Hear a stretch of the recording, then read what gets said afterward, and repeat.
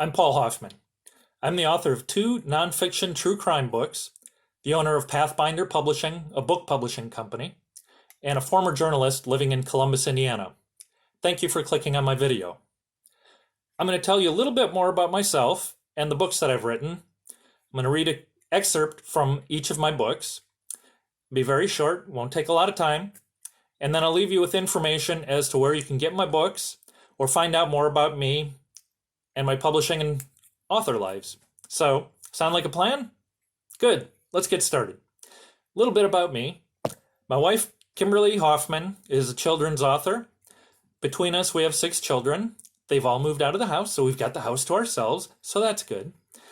I'm originally from Wisconsin and spent 34 years in journalism, the last 19 years of which were spent as a special publications editor for newspapers in Johnson and Bartholomew counties here in Indiana. I've also been a sports writer and a news editor during my career, which had me spending time in Wisconsin, Illinois, and Indiana. Along the way, I wrote 2 books. First one, Murder in Wauwatosa, The Mysterious Death of Buddy Schumacher, and the second one, Wicked Columbus, Indiana, both of which we'll talk about more real shortly. I left my journalism job in September 2019 to pursue writing full-time. I'd started writing a novel based in Ireland and wanted to finish that and kind of see how things went with it. While I was doing that, an opportunity to publish books for a friend and my dad came up. And after doing that, another friend who had helped me negotiate my contract for writing Murder in Wauwatosa offered to sell me her publishing company. So in May 2020, I began overseeing a company that has been growing ever since. When I talk about my books, I often think about not only the books that I've written, but the books that I've helped publish for other authors. But today, we're just going to talk about my books that I've written. The first one, which we mentioned before, Murder in Wauwatosa, The Mysterious Death of Buddy Schumacher. That one is about an 8-year-old boy who disappeared in 1925 from the town in which I was raised, just outside of Milwaukee. The search for him and the investigation into who killed him took some strange twists and turns. I also have a special connection, a personal one, to this case. Buddy Schumacher's dad sold my dad the house that I grew up in. Now, Buddy never lived in that house, but about 2 years after he died, the family moved into another house in Wauwatosa and stayed there. 1969, my dad bought it. We moved in and lived there until I graduated high school and a little bit beyond. I actually learned of the case, the Buddy Schumacher case, from our next door neighbor when I was a little kid. And every once in a while, she'd come out, a very nice lady most of the time, but she'd come out and say, "The police know what happened to the Schumacher boy. He was killed down by the river, by the railroad tracks."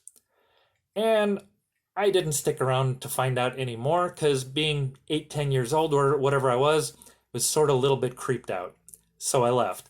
But 30 some years later, I looked into it and found out some of what she said was true. And it just kind of snowballed after that. I needed to find out more about it.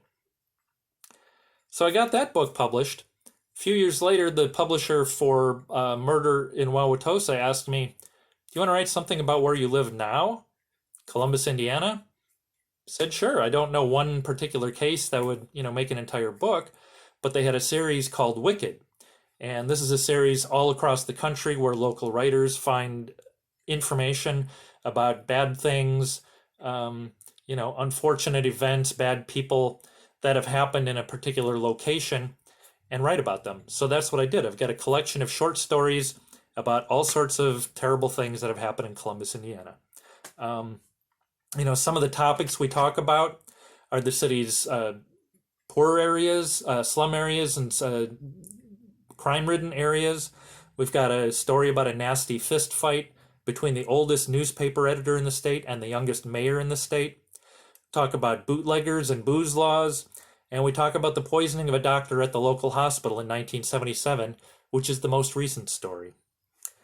Now, for excerpts from the books. Here's an excerpt from Murder in Wauwatosa. This section talks about Buddy's father, Art, and plans that he may or may not have had to find his son who had disappeared just a few days earlier. Despite losing hope that he'd find his boy alive, Art Schumacher dedicated his life to finding his only son. In fact, about a week after his son had disappeared, it was reported that Art devised a plan to go into the hobo camps around the area and the state and disguise himself as one of them in order to gather clues to his son's fate and whereabouts. Since it was generally accepted that Buddy had been kidnapped by one of these vagrants, Art figured that the only way to find out what happened to his son was to mingle with them. A Milwaukee Sentinel story on August 1st told of Art Schumacher's plan with a huge page one headline that read, "Becomes Tramp to Find Son." The night before, Art, according to the paper, consecrated the next few months of his life to an exhaustive search for his son throughout the state. He will become a pilgrim, wandering at random through highways and byways, seeking a clue which will solve the mystery which has aroused and puzzled the entire state. Art was to don the clothes of a hobo, mingle with tramps in their refuges and junkels, which is a German word for jungles, eating with them, sleeping with them, and above all, talking to them. He planned to hang out in railroad depots, at tourist camps, and any place homeless wanderers of the highways and rails may gather. His planned search was further characterized like this: pursuing his quest with the fortitude of a knight of old, he will keep his eyes and ears open night and day for a word of cheer to send home to his waiting wife, the bereaved mother of the missing boy. Art Schumacher never did dress as a hobo and become one of them. The same day that the Morning Sentinel announced these plans it said Art had made, the afternoon's Milwaukee Journal contradicted them. While Art did state that he would never give up the search for his son, and that he thought Buddy was still alive, the Journal reported that Art denied he would ride freight trains and visit hobo camps through the country to find his son. And now an excerpt from Wicked Columbus, Indiana. On a cold December day in 1877, the youngest mayor in Indiana and the oldest newspaper editor in the state engaged in a bloody fight on a downtown Columbus street. Mayor George W. Cooper was 26 years old, and Daily Evening Republic editor Isaac M. Brown was 56 when the fight took place. Both men ended up with superior reputations in their chosen fields, but events in the fall of 1877 seemed to bring out the worst in both of them. Here's an excerpt from the chapter that details the story of the feud. The immediate aftermath of the fight was nasty too. Brown's newspaper the next day lambasted the mayor. His son, Isaac T. Brown, signed his name to the following note in the left-hand column near the top of the first page. Quote, "I want the mayor of Columbus and all others interested to know that I hold myself responsible for what appears in these columns, and any redress demanded should be made to me." The younger Brown sought Cooper's resignation and wrote, "A more dastardly and premeditated attack never was made upon an editor or citizen by any city official. And we shall now favor a public meeting of all parties to be held at the courthouse as soon as possible to publicly demand the resignation of the mayor as an unworthy official. If we had a yellow dog that was guilty of so contemptible an act, we should take him out and shoot him. Truly, the mayor isn't fit company for a cur," which means mongrel. That edition of the paper also rehashed virtually every complaint the newspaper had made against Cooper and the current city administration since the election, adding in a few more allegations, insinuations, and rumors that had not previously been printed. It was written that Cooper was a friend of the Green Blind, which were drinking establishments that did not follow the liquor laws, and had engaged in playing cards in one of the illegal gambling hells in town within the past 2 weeks. The publisher finished this particular diatribe with this admonishment: "Let the people blush for the mayor, since all shame has long since forsaken him." But Isaac T. Brown didn't stop there.